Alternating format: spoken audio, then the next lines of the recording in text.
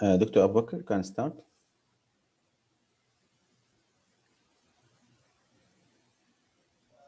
Okay, yes. Yes, you have 14 minutes. Start, please. Okay, good morning. Good morning, doctor. My name is Dr. Abubakar. I am a doctor in the Gland Clinics.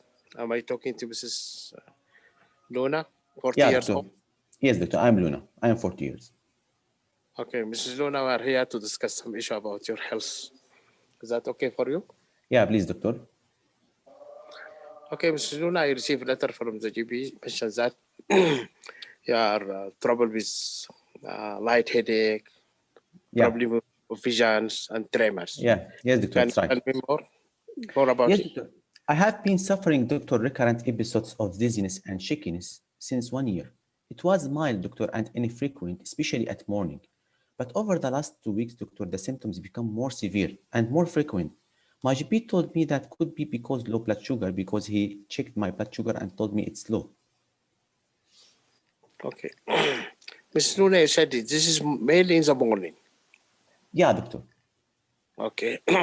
Mrs. Luna, do you notice any change in your weight? Yes, doctor. I gained some weight, doctor. Really. Okay. And what's your appetite? It's normal, doctor. But doctor, really, I feel always that need to eat especially sweet food. Okay. Mrs. Luna, do you have any headache? Yeah, yes, doctor. I'm suffering headache since about 2 years, doctor, but my GP told me that could be migraine. Okay. And can you tell me, is this headache one side or both sides? It affects, doctor, mainly the front area and behind the eyes also. Okay. Do you this headache mainly in the morning or in the evening or all over the day? No specific time, doctor. Okay. Is this headache increased with sneezing or No, doctor. No. no? Do you have any visual problem? No, doctor. No visual problem. No. Okay. Do you have any weakness in your body? No, doctor. Any numbness? No. Okay. Any fits? What do you mean by fits, doctor? That jerky movement? No, doctor. No. Yes, doctor, as I told you, sometimes I have this shakiness affect my hands, doctor. This is associated with feeling dizzy. Okay. Mr. Zuna, do you have any tummy pain? Really, doctor, I had before recurrent episodes of tummy pain because kidney stones. Okay. And what's about your bowel habit? It's normal, doctor. Normal. Okay. And you told me you have a kidney stone before. Yeah. It is once or more? Around once. About 4 times, doctor. Since 2 years, Times. over the last 2 years, doctor, I have 4 times this. Okay. Do you have a hard stool? Hard stool, no, doctor. No. Do you feel you are drinking more than usual? No. Okay. And what's about your mood? It's okay, doctor. It's good. Okay, so Mrs. Luna, do you have any chest pain? No. Any short of breath? No. Do you feel racing of your heart? Yes, sometimes, doctor. It's associated also with the episodes of dizziness, doctor. Okay. Mrs. Luna, do you have any joint pain? No. Any skin rash? No. Okay. Mrs. Luna, you told me you have this tremor or shaking of your hand. Yes. Okay. Is this tremor occur with increased sweating? Yes, doctor. I feel increased sweetness also during these episodes. Okay. And and how this tremor is ended? Do you take Yes, anything doctor. for that? When I have suffered these episodes, so I feel also hunger feeling. So when I am eating sugar, so I feel better, doctor. Okay. Mrs. Luna, do you have any past medical history I should be aware? Only as I told you, doctor, this recurrent kidney stones. Okay. Can you show me your medication list? I'm not taking medication, doctor. You're not taking any medication. Okay. Any family history of similar problem? No, doctor. Any family history I should be aware? My father, doctor, has growth of gland inside the brain, and he underwent surgery before. Okay. At what age? He was 50 years, doctor. He was 50 years. And do you know any diagnosis for that? They told him that this is tumor or like this, doctor. Okay. Mrs. Nuna, do you have any history of cancer in the family? No, doctor. Any history of sudden death? No. Okay. Mrs. Nuna, what's your job? I'm working as teacher, doctor. You are a teacher. And how this has affected your job and daily life? Yes, doctor, really, it affects me, doctor. Okay. Mrs. Luna, yes. After talking to you, if you need help, you have help from social worker and occupational health worker. Thank you very much, doctor. Okay. Are you smoking, Mr. Luna? Not smoking, doctor. Okay. What about alcohol? Yes, sometimes I'm drinking, doctor, on weekends especially. Okay. It's in recommended dose? What's recommended dose, doctor? And recommended does that you are taking, the units of the alcohol? Yes, doctor, I'm taking 1 to 2 units only. 1 to 2 units. Yes. Okay. And what about weekend? During weekend, doctor, usually. Okay. And are you driving? Yes, doctor, I'm driving. Okay. Ms. Luna, I'm sorry to forget that. Do you have any visual problem? No, doctor. I have no any visual. Only, doctor, really recently, doctor, when I have these episodes over the last 2 weeks, as I told you, become more severe. So yes, doctor, I'm feeling blurred of vision and sometimes double vision.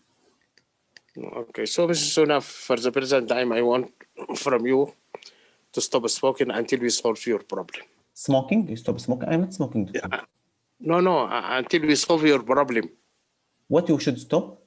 Stop the driving, sorry. Yes, driving. Yes, doctor. Thank you. Yes, doctor. Okay. Mrs. Luna, just I want to review what we are talking about. You have a recurrent attack of tremor, light headaches, and blurred visions for last 1 year, and it is increasing in the present days. And you have history of passing stones 5 times. Yes. Okay. And you are not smoking, and you are drinking alcohol socially. Yes, doctor. And you are driving, and I advise you to stop driving for the present time. Yeah, doctor. Yes. So, Mrs. Luna, do you have anything you want to add for me? Nothing specific, doctor. Okay, so what's your concern, Mrs.? You have 5 minutes, doctor. You have 5 minutes now. Okay, sorry, what's about your mood? I told you, doctor, it's good. Okay, and you have any hobby? Yes, doctor. Well, and what's your hobby? I'm reading, doctor, and swimming. Okay, so, Mrs. Luna, you said me you have, do you feel any sickness, sick? Sick? Yes. What do you mean by sick, doctor? Where? Sick, you feel nausea? No, sick. You feel sick? No, doctor. I'm not feeling sick. Okay. Have ever you vomiting? Throw up? No, doctor. Throw up, yes. No. Any heart? Any? Heartburn? No. I have no heartburn. Any mouth ulcers? Mouth sores? No, doctor. Yes, mouth sores. No. Okay. So, Mrs. Luna, what's your concern? What I have, doctor? Why my blood sugar is low? Mrs. Luna, from what you are said to me, I supposed to examine you. Yeah. First. Okay. And I suspect disease called insulinoma. Insulinoma? What this, doctor? Okay, insulinoma is a medical term. This is the growth of the one organ called pancreas. Yeah. Okay, and this is growth usually it secretes some hormone called insulin, which decrease your blood sugars. Okay, So, and so doctor, is it cancer? I think most of them is not cancerous, but some are cancer. And I suspect also to have a disease, this insulinoma associated with disease called men type 1. Yeah. What is the disease called? Okay, this is comprised is a group of growth, one in the brain, in the In the muscle. brain? So you mean, doctor, that this headache I have is related to growth also inside the brain? Yes. Oh my God. Okay, and the other one is in a gland in your neck, what's called What? parathyroid gland. That's why you have multiple gallstones, multiple renal stones. So what I want to do for you, I to do some blood test, and also I want to do imaging of your tummy, Yes. of your neck, and your brain. Yes. Okay, and after that we will sit and discuss Yes, doctor. what would be further management.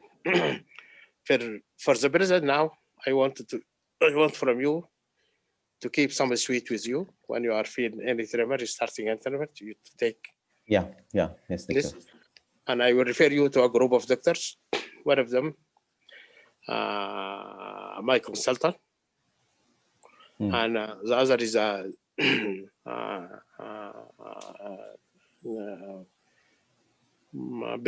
brain surgeons.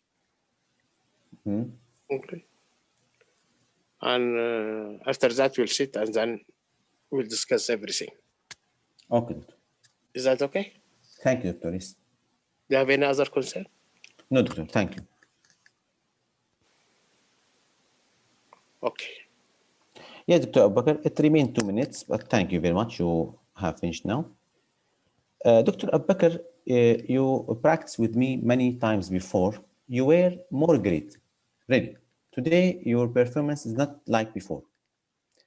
So I will tell you why. I will tell you why. Because I feel that you get the diagnosis at the beginning, so you feel rest. You don't take more details. You don't take more detailed history because you will get the diagnosis. For this reason, you didn't do full systemic review. You didn't ask me about the periods. You don't ask me about the anemia symptoms. You don't ask me about the travel history. You don't ask me about HIV risk. You don't ask me about the other symptoms of hypopituitarism. You don't ask me about thyroid symptoms. You don't ask me about Edison symptoms. This patient could be hypopituitarism, not insulinoma. This patient could be Addison disease. We don't know. Yes, you are right. There's no way to change. For this reason, I told you, because you get the diagnosis from beginning, I'm sure that when this patient tell you that I have episodes of dizziness and her GP referred because hypoglycemia, and she told you that I have weight gain, so you feel that the diagnosis is very clear for you. Yes, and for all will be clear. Yes, I'm sure. But you should do full systemic review, because even in this case, you don't get the diagnosis, fully good diagnosis. For this reason, I will start with examiner question with first question. What's your diagnosis? My diagnosis is a men type 1 associated with insulinoma. Yeah, men type 1, but please, this is abbreviation. You should mention the diagnosis by name. Multiple endocrine neoplasia type 1. Yeah. And what are growth here in this patient? What? What are the growths here? What are tumors? Tumor, pituitary tumor, parathyroid. What the pituitary tumor here? It's a adenoma. What adenoma? It's a prolactinoma. It's a prolactinoma. Okay, yes. What type of tumor? I didn't ask. Yes. So you see why you have more time. You see why you have more time, because you don't ask now. You get that this patient could have pituitary adenoma, but so you should recognize which type. This patient, I will tell you something. If you ask me about the periods, I will tell you, doctor, it's not regular. I get period every 3 to 4 months since 3 years. But since 6 months, I didn't get any one. And also the small amount of blood lasts usually 2 days. And also Prolactin. this patient recently noticed discharge from her breast. Mm. And also this patient have difficulty in intimate relationships because also she's feeling pain during this. So for this patient, so she has prolactinoma. So Prolactin. you see, because you don't did full systemic review, so and also you don't ask me, it could be this Cushing. Could be this patient has Cushing disease. You see, because she has Okay. also Cushing is one out of pituitary adenoma that can cause Cushing disease. Could be acromegaly. You Yeah. see, so systemic review very important. You get the diagnosis. So sometimes really this happen in the exam many times when the one get the diagnosis at the beginning, forget to continue or to complete the history, forget to complete systemic review, forget to complete social history. Really, it would happen really many times with candidate. When get diagnosis from beginning, they feel rest and they don't continue the scenario. For this reason, many people fail despite that get diagnosis, really fail in this case despite get the diagnosis. So this patient, she has evidence of prolactinoma, insulinoma, and Hyperparathyroid. what the evidence of hyperparathyroid? Renal stones. Yeah, Tummy pain. yeah. So it's not necessary. Also, this other point, and this very important point, it's not necessary for all patients with hypercalcemia to have all symptoms of hypercalcemia. We know that common symptoms of hypercalcemia only recurrent renal stones. This is the most common.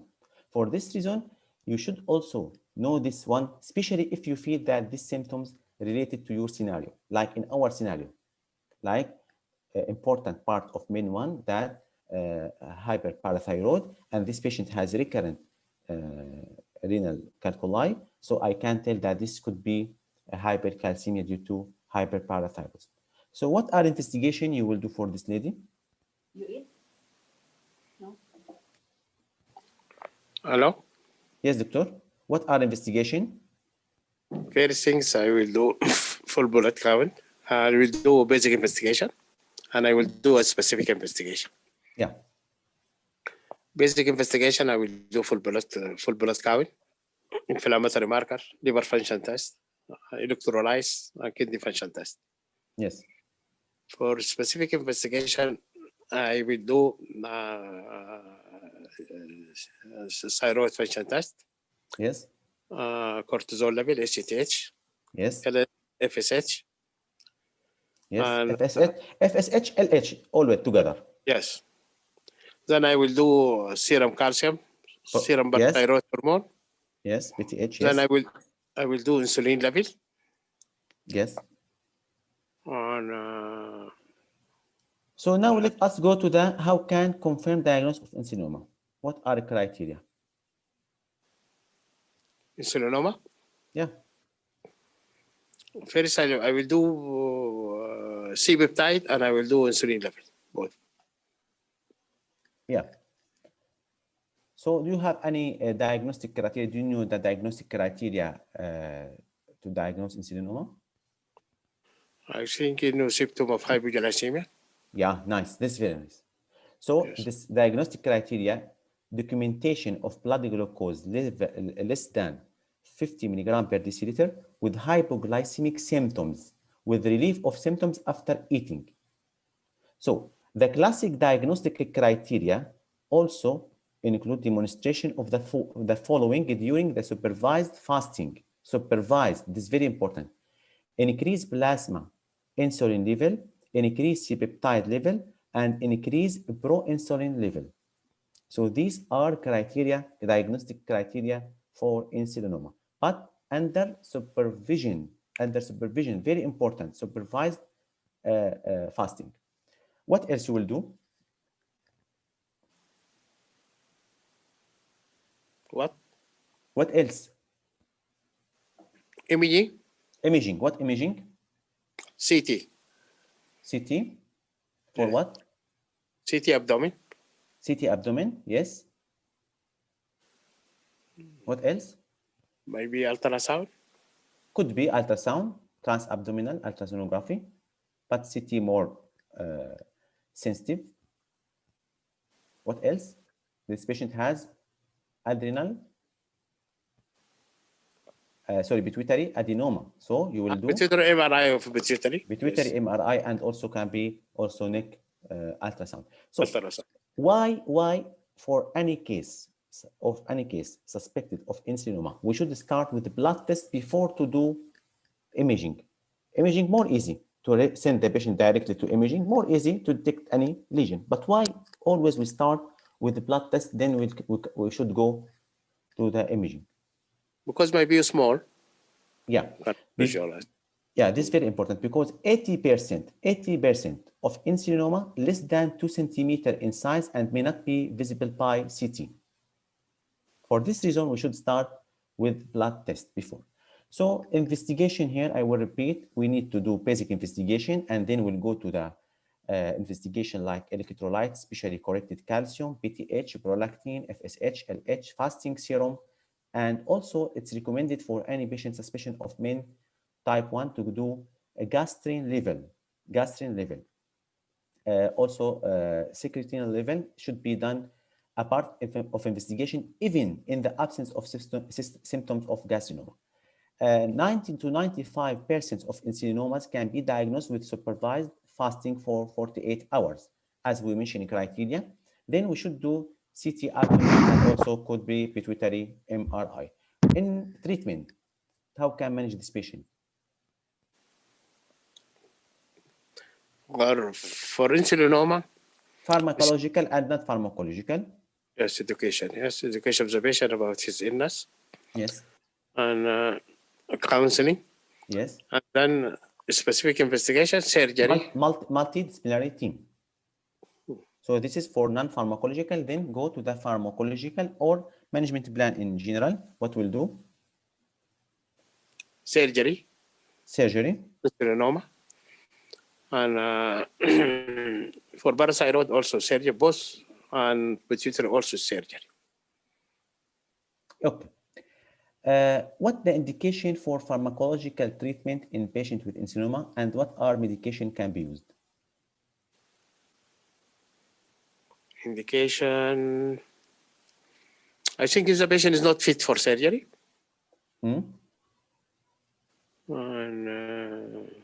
And if it is very small.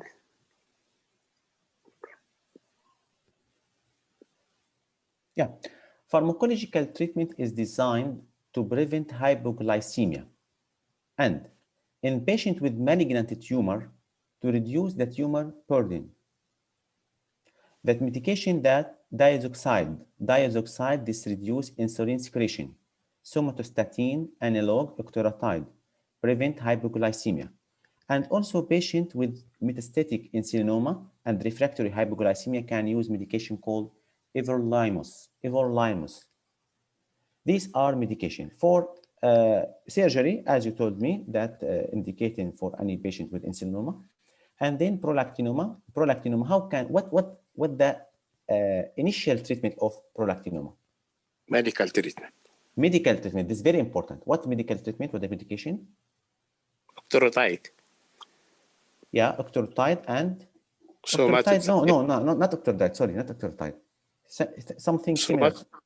Cabergoline. What? Cabergoline.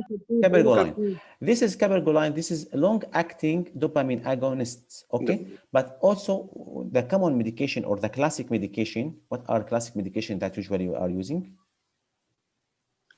Bromocriptine. Yeah, bromocriptine. This is considered as agent of choice in treatment of prolactinoma. And as you told me that cabergoline and transphenyl pituitary adenoma, when we do it, adenectomy, sorry, we do it if the patient has compression symptom. Yeah, compression symptom. This is very important. Like this patient has no compression, so this patient can only use for her bromocriptine or cabergoline.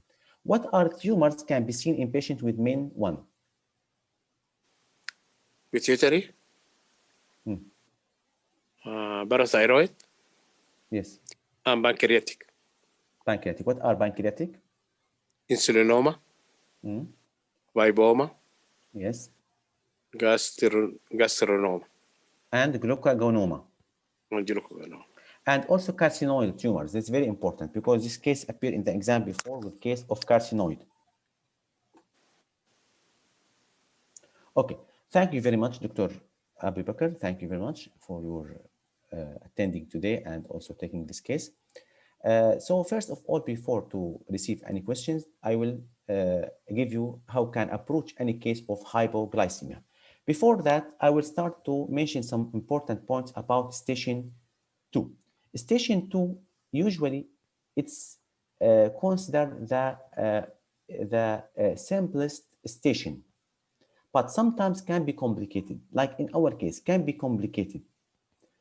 First of all, for any station, first introduce yourself, confirm the patient identity, then explain the patient your agenda, that here we are to discuss about your health condition and take permission from him. Is it okay? Yes, doctor. Then tell the patient that I received letter from your GP told that you have recurrent episodes of lightheadedness. Is it right? Yes, doctor. You can tell me in more details about this. So this is what's called open question. Open questions, it allowed to be asked only one time at the beginning. Later on, all questions should be targeted from you. Should be asked specific questions after that. You cannot ask open question. This is only at the beginning. Open question. Tell me in more details what you have. Then the patient tell you that if we give example, chest pain or headache or anything. So you should do full analysis for these symptoms. You should ask about the onset of symptoms, course, duration, previous similar symptoms, provoking factors, relieving factors, whether this patient affect the patient at sleeping, awake at night because the symptoms, and also if there's any specific time over the day that the symptoms will be more, then you should go to associated symptoms according to the main presentation. Second step, you should go to the involved system. Involved system. Example, if the patient has headache, so you should go to the CNS. If the patient has chest pain, you should go to the respiratory or cardiac system. If the patient has joint pain, you should do for other rheumatological symptoms according to your scenario also.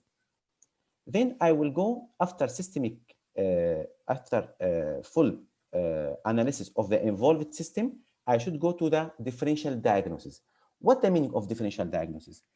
For any symptoms, you should write outside in your paper some differential diagnosis for this presenting symptoms. Like in our scenario, it's written for us that this patient has hypoglycemia. I should write outside that this patient could be Addison, could be hypopituitarism, could be a chronic liver disease, could be insulinoma. So here I will start to rule out one by one.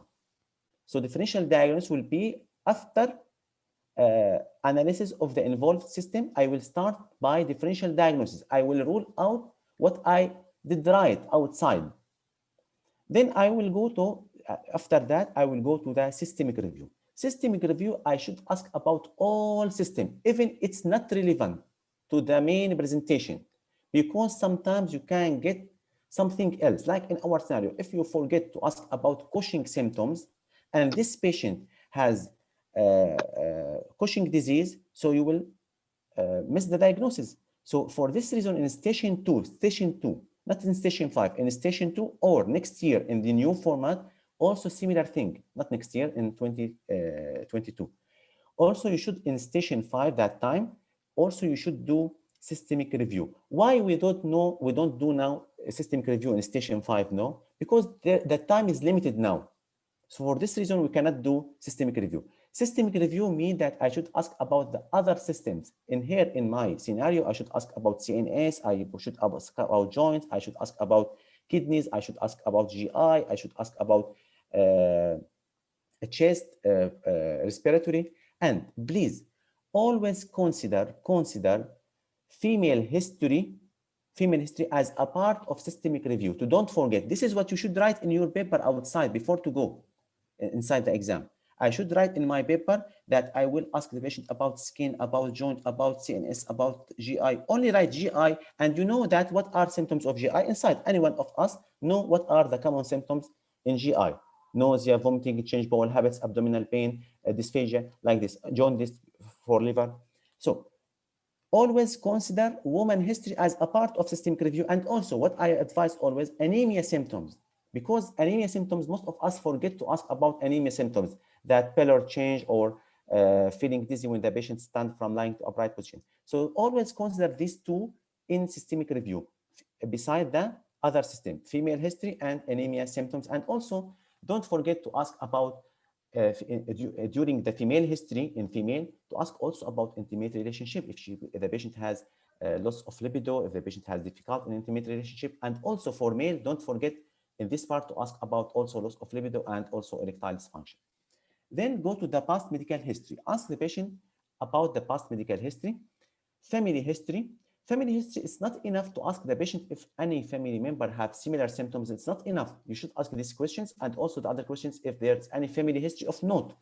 And also sometimes we need to ask about the disease per se. Like if we have patient with hematuria, I should ask if he has any family history of kidney cyst. If the patient has refractory hypertension, also I should ask if there's any family history of kidney cyst. If the patient has history of bleeding now, GI bleeding or any bleeding, I should ask about any family history of a bleeding disease. If the patient has sudden collapse, I should ask about any family history of sudden death. So sometimes I need to ask in details if there's any family history of diabetes, hypertension, like this. Then go to the medication. Medication, I should ask about regular medication that patient taking. And if there's any medication, I should ask if I feel that this could be related to the change of the dose of medication. I should ask the patient if there's any change in the dose. I should ask the patient sometimes when if I have scenario of dizziness, I should know when the patient start each medication and if there's any change in the doses recently. Then I should go to the over-the-counter medication. This is very important. Why is this very important? And this, what did you forget, Dr.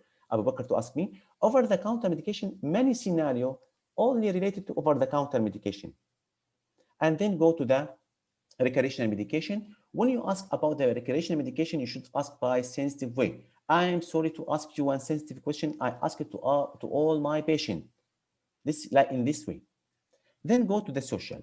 Ask patient about smoking. How many cigarettes and since how long? This is very important. How many cigarettes and since how long? And directly advise patient if he's smoking to stop smoking. Advise him. I advise to stop smoking because smoking can affect the health in general and can also increase the symptoms that you have now. And I can help you. I can help you. Not if you would. I can help you by referring you to smoking cessation clinic. For drinking, I advise always to ask the patient if he's drinking how many units. Ask like this, how many units? Because if you tell the patient how many you drink, maybe the patient tell you, doctor, I am drinking 2 bottles in the week. So you cannot calculate how many units. So better to ask him how many units do you drink in the average of week? And also ask about how many units also if he is drinking extra units in weekend. And if you feel that the patient is drinking more, you feel that the patient alcoholism, so you should also do cage questionnaire. Then ask about a relationship, whether the patient is married or in long-term relationship. And ask if he is married or in long-term. Ask about the health of family members, if are in good health or they have other disease or they have similar symptoms. And also ask him about family support, social support. A travel history. Really, travel history most important in many scenarios, and this can sometimes it's the main clue to get the diagnosis. Uh, job, very important, and how much these symptoms affect the patient job, and try to help patient by referring him to occupational health worker. HIV risk. HIV risk, this is very important also. Driving when applicable. Driving when applicable. This scenario, you should ask about the driving and you should tell the patient to stop driving and inform the VLA. This patient have recurrent episodes of hypoglycemia. I should refer this patient for hypoglycemia to stop driving, not because he has blurred vision, Dr. Abu Bakr, because this patient has hypoglycemia. Yes, blurred vision, double vision, loss of vision, loss of consciousness, or indication to stop driving. But this patient has also other indication, hypoglycemia. So driving, when applicable, you should also ask the patient about this. For job, sometimes you should ask not only about the current job. Sometimes we need to ask about the previous job. This is very important in some scenario. Then after that, you should ask patient about his concern and try to manage his concerns in a proper way. For our scenario today, hypoglycemia in non-diabetic patient. Hypoglycemia in non-diabetic patient. I mentioned for you that first of all, you should do full analysis of the involved system. Here we have no specific involved system. Like if you have scenario of low hemoglobin anemia, you have scenario of hypercalcemia, you have scenario of high blood sugar or low blood sugar. Here there are specific approach for this type of scenario. So first of all, here I have patient, the GP told that this patient has recurrent episodes of lightheadedness and dizziness and found that his blood sugar low in the clinic. So the first task for me now to know whether this hypoglycemia is symptomatic or not symptomatic. It's very important. So I will ask about the onset of symptoms, the course, how frequent the patient have these episodes, their duration, provoking factors. I should ask the patient about provoking factors. Like I should give him example, like long fasting, exercise. It's very important. So I should ask about provoking factors like long fasting, exercise. And then I should ask about improving factors like eating sugar, timing. Timing really important. Why timing? Because episodes of hypoglycemia due to insulinoma are commonly occur morning or at the end of the day, while for other causes, usually there is no specific time. It's important. Then ask about the other symptoms of hypoglycemia, associated symptoms, to detect the severity of episodes, because we know that not all people with insulinoma have severe episodes of hypoglycemia. Not all people with Addison have severe episodes of hypoglycemia. It can be sometimes only mild or moderate or severe. Severe, this will cause seizure, will cause coma. Mild only sometimes can cause feeling dizzy, lightheadedness, some shakiness of the hands, sweatiness, palpitation. And moderate hypoglycemia, this will cause visual symptoms like blurred vision, diplopia, confusion, irritability, and moodiness. But usually severe hypoglycemia, this will lead to seizure and coma. So you should ask about all symptoms of hypoglycemia. Shakiness of the hands, tremor, dizziness, sweatiness, feeling hungry, palpitation, blurred vision, diplopia, inability to concentrate, confusion, irritability, headache, and seizure. So you should ask the patient if you have any one of these symptoms to detect how much severe these episodes of hypoglycemia. Then we'll go to the differential diagnosis of hypoglycemia. I advise you first to ask patient about weight change. So here, when I reach to differential diagnosis, I will ask about weight change. If the patient has weight gain, so this indicates more to be insulinoma. And if I have case of insulinoma, I should know whether it's isolated or in the course of MIN-1 syndrome, multiple endocrine neoplasia type 1. It's very important. So I will start in differential diagnosis by weight. If the patient has weight gain, so my diagnosis most probably to be insulinoma. So here I will start to see if the patient has other elements of MIN-1 syndrome. If the patient has weight loss, so I will go most likely to adrenal insufficiency, either primary or secondary. So for adrenal insufficiency, first of all, we know that the commonest cause, Dr. Abu Bakr, what are the commonest cause of primary adrenal insufficiency? Drug. Drug? Autoimmune. Steroid. Autoimmune, yes, autoimmune. Nice. So autoimmune. So to autoimmune, this means Addison disease. So first of all, I should ask about the other symptoms of Addison disease, and I should know whether also it's isolated Addison or in the course of polyglandular syndrome. So I should know if the patient has symptoms of thyroid, either Graves or Hashimoto, and also diabetes mellitus. So primary adrenal insufficiency cause, usually the common cause is autoimmune disease, Addison, either also alone or in the course of polyglandular syndrome. The second common cause, Dr. Abu Bakr, TP. The second common cause, TP. Other causes, HIV. HIV. So you see how much is important in this scenario to ask about also HIV risk. HIV, and also we know that also bilateral adrenalectomy also its cause, and also we know that sometimes severe infections also can cause not only meningitis, also any infection, and there's study now about that any serious infection can lead to the adrenal insufficiency. Then I will go to the hypopituitarism. Hypopituitarism also as a cause of hypoglycemia. What are causes of hypopituitarism? We have many causes. The commonest cause in BACES exam, Sheehan syndrome. Sheehan syndrome. Usually this is typically following postpartum hemorrhage and consequent hypovolemia. Other cause of hypopituitarism, lymphocytic hypophysitis. This is also can occur during late pregnancy or postpartum, but usually there is no history of bleeding. Other cause, pituitary apoplexy. Pituitary apoplexy, this usually will start with sudden severe headache,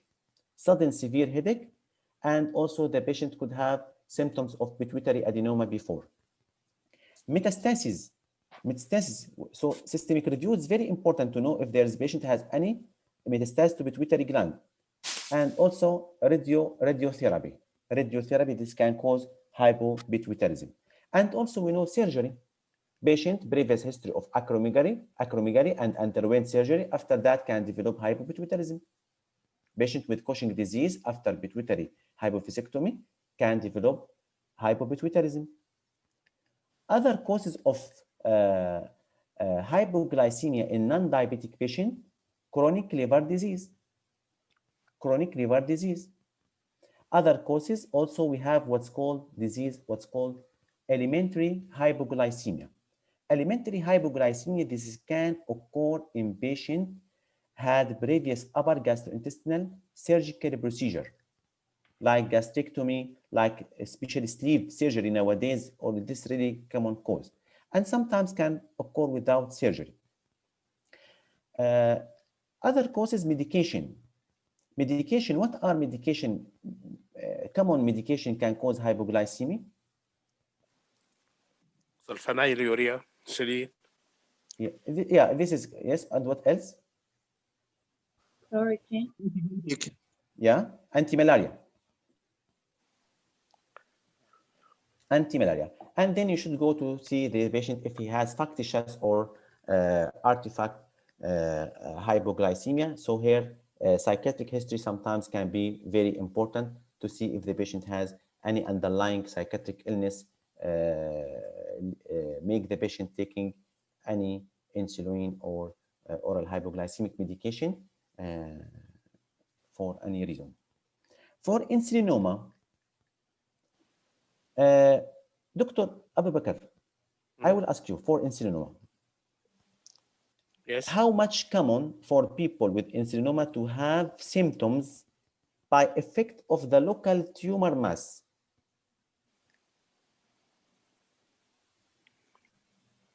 I think very less. Very rare. This is very important. So for this reason, you will find this patient has no abdominal pain, have no abdominal distension. So it's very rare. No also obstruction of bile duct due to mass. So it's very important. Symptoms caused by effect of local tumor mass in insulinoma are very rare. Not rare, very rare. This is important thing. Usually, as I told you, the symptoms of insulinoma can aggravated by exercise, alcohol, hypocaloric diet, and also medication like sulfonylurea. And usually the hypoglycemia occur several hours after meal. And the last point, the symptoms, this is very important point. Symptoms may be present from 1 week to as long as several decades prior to the diagnosis. So it's not necessary to diagnose, because many people, when any one of us, when he feel dizzy or feeling hungry, he will take some food, sweet food. For this reason, sometimes can delay diagnosis, especially if the symptoms are mild to moderate at the beginning. For this reason, the diagnosis can be delayed for decades, sometimes after the onset of the disease. This first case, any question, please?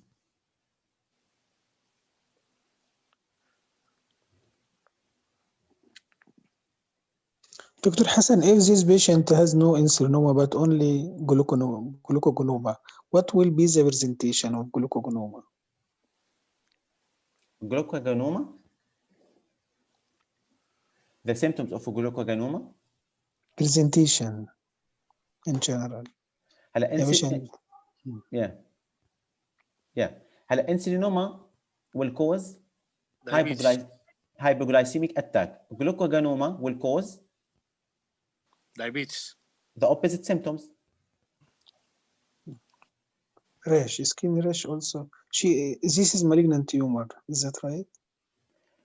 Wallah, I'm not sure, doctor, but could be benign also. Why always? No, it's no. Glucagonoma can be, most likely will be benign tumor, not malignant tumor. No, insulinoma and also insulinoma and glucagonoma and also VIPoma most likely to be benign, but benign in nature of the tumor of the cells, but not benign in the symptoms. This is the different. Yes, benign in the cells, but not benign in the symptoms.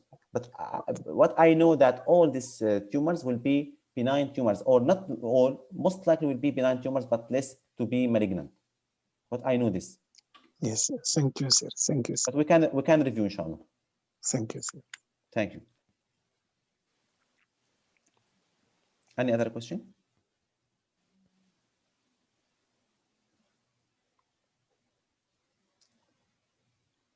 Yeah. Here, very important point, because here when Dr. Saba, she wrote that for stop swimming here. Here we are discussing with the patient in station 2. So the main purpose here in this scenario, to get the diagnosis, to get the differential diagnosis, and the driving. Yes, driving. For hobbies, this is usually what we have discussed in station 4 rather than in station 2.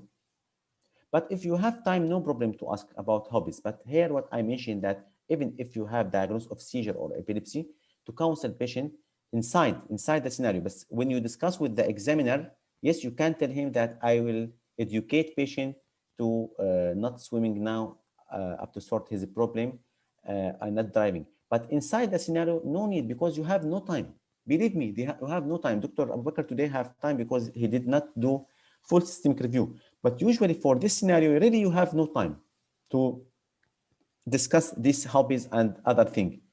So here you should, the main task to detect the diagnosis, differential diagnosis, and also to counsel patient about driving. This is the main task for you in this scenario. Any other question?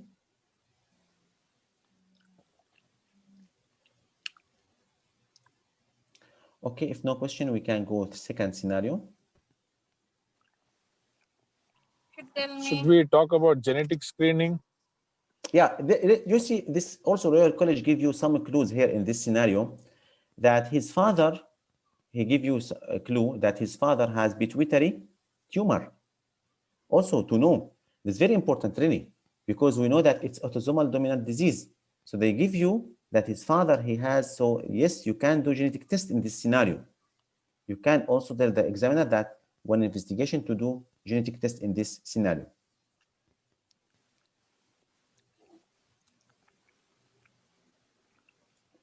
Okay, second scenario, who will take it? Yes, doctor, if you allow me. Dr. Sayed? Yes. Dr. Sayed, you can start.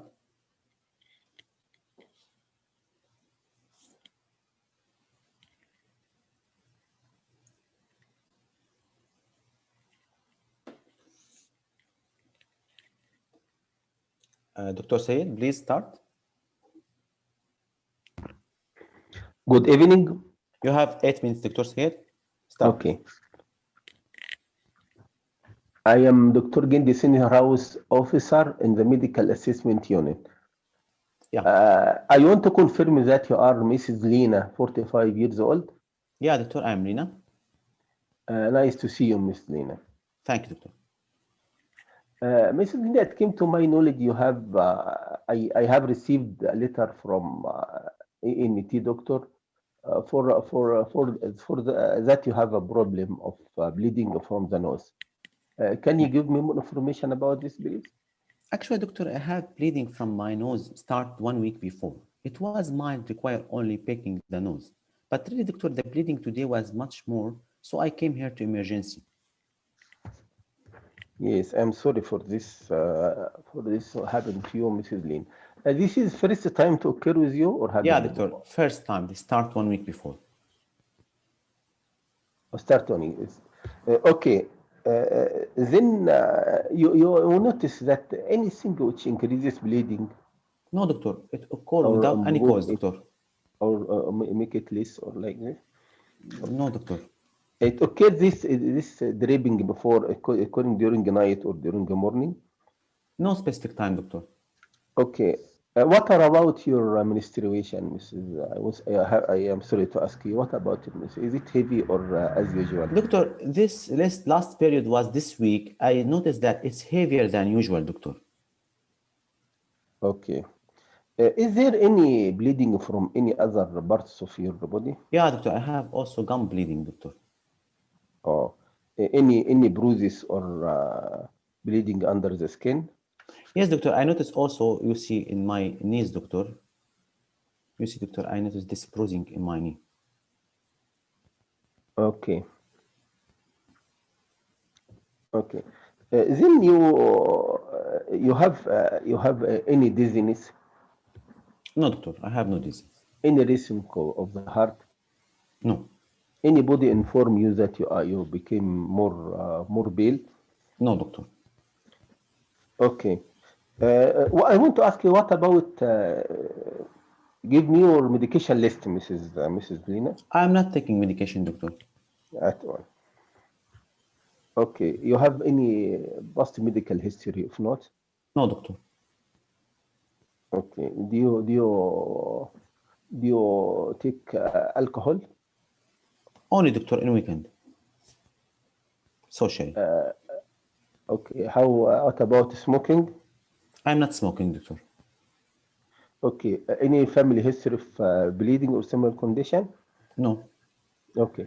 Let me. I just want to examine you. Is it okay with you, Mrs. Yes, please, Lina? please, Doctor. Okay. I want to examine the hand for any spooning.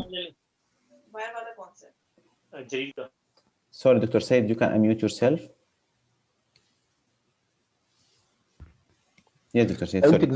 I want to examine the hand for any spooning of the nails. Nice. Yes, what else?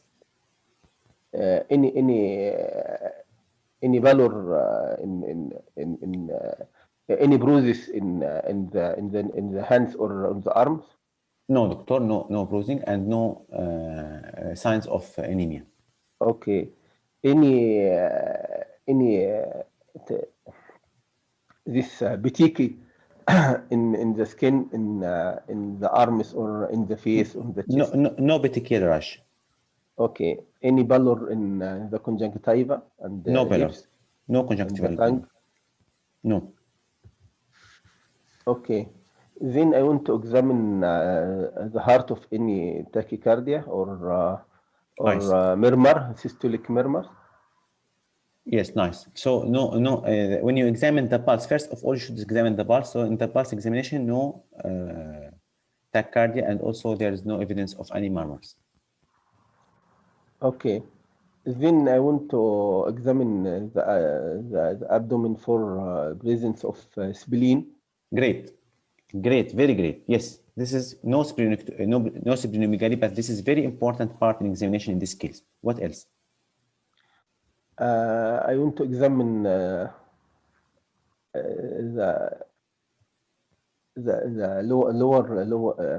the lips for again sorry, the lips for telangiectasia or like this. Huh? Okay, but you told me that lower, what lower? Lower limb, What for what? any edema or petechiae. Or purple crash? Berber crash.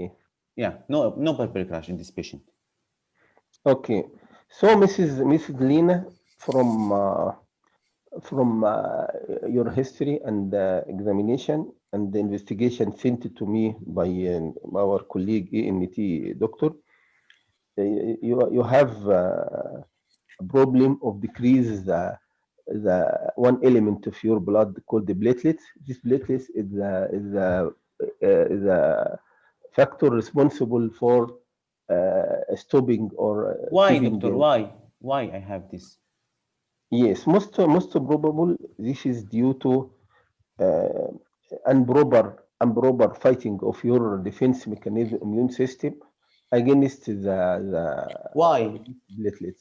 Why, doctor? Actually, the causes mostly is unknown, but maybe due to some factors, some drugs or like this, which causes I'm not the. taking any drugs, doctor. Okay, so I But doctor, said, I remember something that I had 3 weeks before. I have flu symptoms, cough, and my body temperature was high that days and last for a few days and then subside. yes, this is maybe to Could be the this. cause, doctor. Yes, maybe the cause that after that there is the immune system. This is defense system of the body may attack the organism and confuse between the organism and your platelets. This may be the cause. Yeah, So doctor. I understand. actually, this will 1 minute. this is what is your concern, Mrs. Lina? Is it serious disease? Actually, not much serious. You will receive treatment in to suppress the improper activity of your immune system, and mostly it might stop after some time after putting it under control, It's a and you curable. will be followed up in the. Is it a curable disease, doctor? Actually, it is its etiology is its causes is not mostly clear, and most of the cases became controlled and stopped by Dr. itself. Sayed, thank you After very that. much, Dr. Sayed. Time off. So, Dr. Sayed, at the beginning, really you were great, very great. Really, you asked me about the bleeding from other sites. You asked me about symptoms of anemia, and this should be for any scenario of bleeding, whatever the site of bleeding. Very great. But later on, when you come to differential diagnosis, you cannot get any differential diagnosis. You don't ask me about any differential diagnosis. So you miss to get the diagnosis. Not only, could be other causes for this. So we'll discuss now, inshallah. We'll discuss what are causes of patient thrombocytopenia. This patient has now thrombocytopenia. We should discuss what are causes of thrombocytopenia. But because you start really in a correct way. You ask me about the bleeding from other body orifices. You ask me also about the period. Very nice. And also you ask me about the symptoms of anemia. But I will remind you 2 points. First of all, you should, when you start, after introduce yourself and confirm the patient identity, to ask the patient or to tell the patient that we are here to discuss about your health condition and examine you. We know that you cannot touch anyone before to take his permission, at least by question. I'm here to discuss about your health condition and examine you. Is it okay for you? Yes, doctor. Proceed. Okay. Okay, Dr. Okay. Said? Then you Okay, can doctor. ask, you can tell her that it comes to my knowledge that you have suffering from, and please don't use the abbreviation like ENT. You should tell her ear doctor, nose doctor, like this, better. Okay? ENT, Okay. nobody know what the meaning of only us as doctor know ENT. But for people, you should use ear doctor or nose doctor. You can use this like this. Then we can come. Bleeding can be caused by trauma. So you should ask about any history of trauma, could be traumatic. And then we can discuss later on during the discussion what are differential diagnoses. So my question for you now, what's your diagnosis? Diagnosis IT idiopathic thrombocytopenic purpura. Yeah. Thrombotic But the TTP. patient has no purpura crash. Oh. I surprised you in this question, I know. Not necessary. And really, it's difficult for in exam to see that patient has pelvic rash. And also in practice, I saw many cases of diagnosed as idiopathic thrombocytopenic purpura without any pelvic rash, especially at the early stage of diagnosis. And not for all people will develop pelvic rash. So yes, your diagnosis is right. Most likely, probable here, I can tell the probable diagnosis. Most likely diagnosis idiopathic thrombocytopenic purpura, giving the history of bleeding, followed by, or giving the history of bleeding and low platelet, following viral illness. Yes, this is the most likely diagnosis. I should think about this diagnosis at the beginning. Why? Because giving history of thrombocytopenia after symptoms of viral infection with 3 weeks interval. So your diagnosis is right. So what could be other differential diagnoses in this patient? This autoimmune vasculitis. Vasculitis. What vasculitis usually can cause also? This Schwalline, Schwalline purpura. Hemophilia. Hemophilia will not cause low platelet, will not cause thrombocytopenia. Lupus anticoagulant can cause, yeah. So my question for you, what are causes mainly? What are causes of low platelet? SLE with hypersplenism. Viral hemorrhagic fever, like dengue. Antiphospholytic syndrome. Antiphospholipid syndrome. Yes, antiphospholipid one cause. Yes, you are right. Induced like heparin. Heparin, yes, you are right. Hypersplenism. Muhammad, it can be decreased production, increased concern. Infectious causes like malaria. Infection. This is the most common cause. This is the common cause of thrombocytopenia infections in general, HIV and other infections, CMV, Epstein-Barr. This is most important. So in general, how can you classify the cause of thrombocytopenia? If the examiner asks you, tell me the cause of low platelet or thrombocytopenia, how can explain for him in a scientific way? As a doctor, Production. yeah. Decrease production, increase yes, and destruction. Yeah, we have three main causes: destruction, reduced survival of platelet aggregation, and also reduced production. These are causes of low platelet. Let us start with destruction or reduced survival platelet. The cause of ITP, then TTP, thrombotic thrombocytopenic purpura, then DIC, disseminated intravascular coagulation, then SLE, lymphoma, pregnant woman, HELP syndrome, hemolytic anemia, elevated liver enzymes, and low platelet, and also lymphoma. I mentioned it, lymphoma and virus, medication, heparin, valproic acid, quinidine, this medication. Then reduce production, this means bone marrow problem. What are the causes can cause bone marrow failure? The viral infections also, mumps, varicella, hepatitis B, C, Epstein-Barr virus, HIV, this is very important, HIV. Alcohol, vitamin B12 and folate deficiency. So you see, this is how can think now inside the exam. So I have patient with low platelet. First of all, I should rule out ITP by asking the patient about any previous infection, about any previous flu symptoms. Then I will go to the thrombocytic thrombocytopenic purpura. So my question for you, what are the components of TTP? TTP is renal symptoms, central nervous system symptoms, and in addition to is purpura. And fever and microangiopathic hemolytic anemia.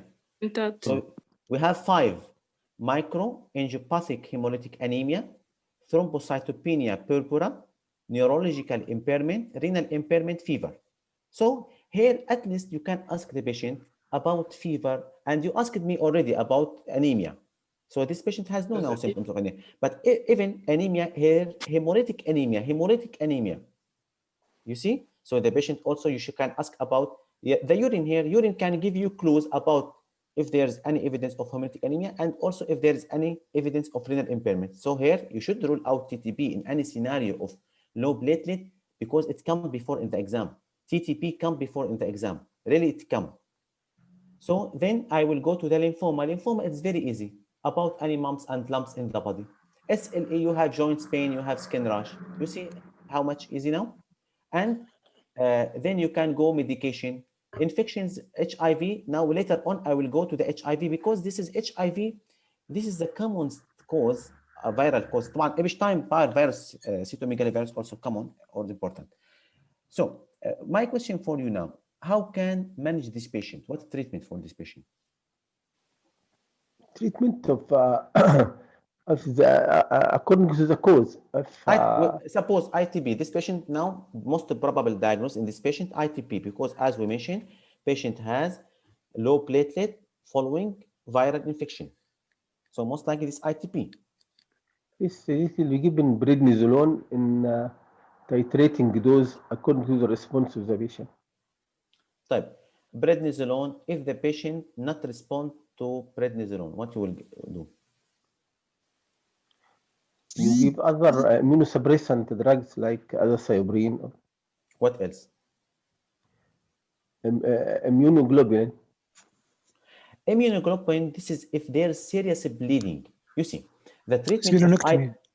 Yeah, Splenectomy is here. nice, great. Splenectomy.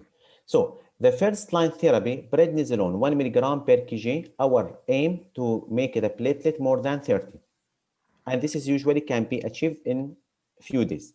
But if the patient has serious bleeding at the beginning, I will go to IVIG. I will not go to, yes, I will start together, steroids and IVIG. And I mean, if the patient has serious bleeding, if he has CNS bleeding, if she has GI bleeding, so I will not start now only with the prednisone. I will start with IVIG. So the indication for IVIG if the patient has serious bleeding. Now, if the platelet less than 30 after 3 months of prednisolone therapy, I will go to the second line therapy, that's splenectomy usually, and or splenectomy or azathioprine. So this is how can treat ITP. Really, no need to read more about the ITP. This is everything about the treatment of ITP. In books, I know you will read more than 2 pages or 3 pages about treatment, but the conclusion of treatment, start prednisolone, but if the patient has serious bleeding, start IVIG. If the patient fails to respond with prednisolone after 3 months, I will go to the second line, that's splenectomy or azathioprine.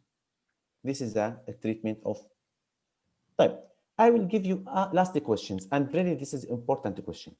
If we suppose that this scenario come like this, patient has bleeding, recurrent bleeding, now nose bleeding or gum bleeding or easy bruising, but platelet normal, platelet amount normal, or platelet count normal. What's your differential diagnosis in this case? We go to the blood vessels causes. Hereditary hemorrhagic telangiectasia. We are thinking about it. Great. One. Other. Von Willebrand.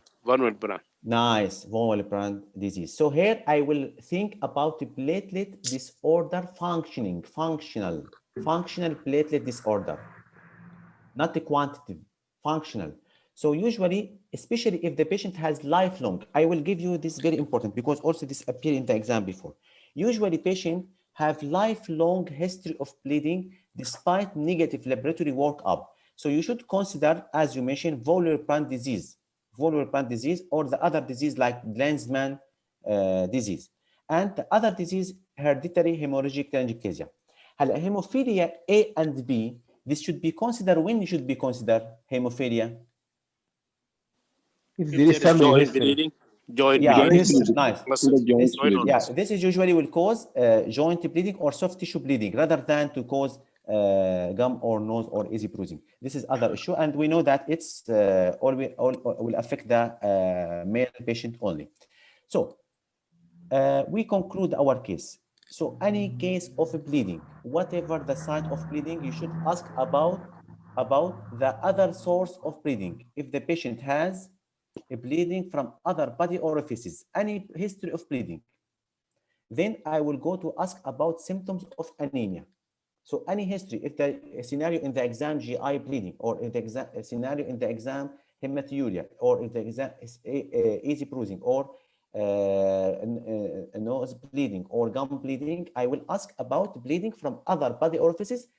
Please don't forget periods, and don't forget to ask about dark stool, Melina.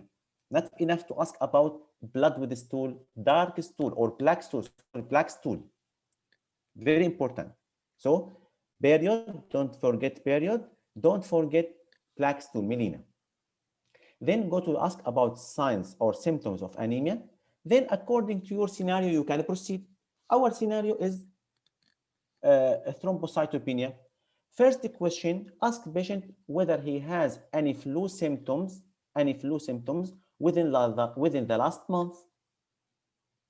So if the patient yes, so this is ITP most likely. Then ask about renal and neurological symptoms to rule out, and fever to rule out TTP and HUS. Then rule out SLE and vasculitis. Rule out malignancy, HIV, and other infections. Don't forget to ask about medication. The last point here, it's not necessary for people with ITP to have purpuric rash at the moment when you examine the patient, especially in the exam. So please don't let absence or lack of purpuric rash make you confused about the diagnosis, because many candidates, when they don't find this purpuric rash, will not put ITP in their mind. This is very important, and this would happen in the exam. It's difficult to get patients with ITP in the exam. For this reason, many patients in the exam could have no purpuric rash. Any question, please? Sorry, sir, can you put the scenario again on the screen? Yes, I will go. Yeah. Any question, please?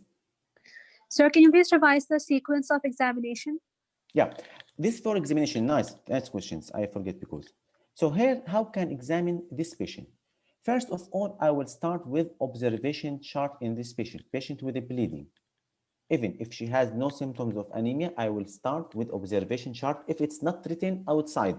Sometimes can be written outside, they will give you all vital signs outside. But if it's not written, so I will ask the examiner about observation chart. I will start to examine the pulse. Here in this scenario, critical, I will start to examine the pulse and will see in the hands if there's any clues in the hands of anemia, if there's any clues of rheumatological disease, if there's any telangiectasia in the hands. So I will examine the hands clearly to see if there's any signs of also anemia. Then I will look for any petechial rash and ecchymosis. And please look inside the mouth. Very important to look inside the mouth to see also if there's any blood blister or if there's any telangiectasia inside the mouth.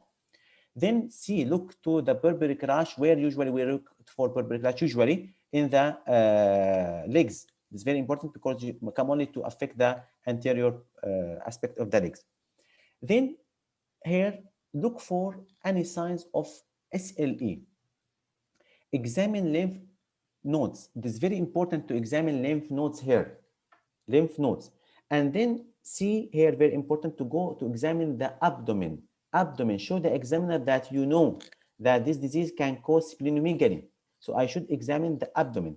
Heart examination here, it's not necessary.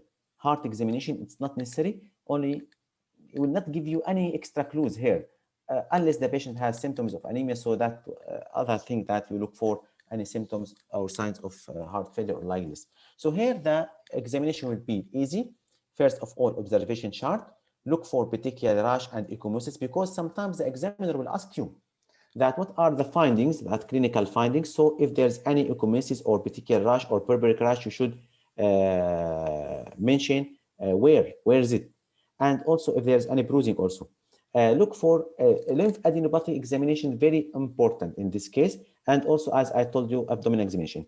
For hemorrhagic telangiectasia, hereditary hemorrhagic telangiectasia, sometimes it's not necessary also, because some people will underwent laser therapy for telangiectasia in the face. So some people, you cannot find telangiectasia affect the face. You should look for it inside the mouth. That's also very important. Any question?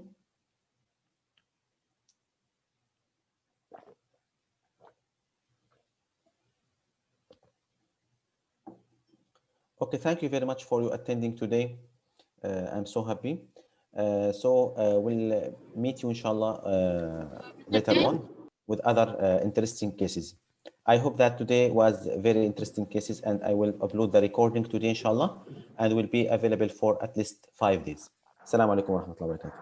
وعليكم السلام ورحمة الله وبركاته. Thank you. شكرا دكتور. Thank you, Sam.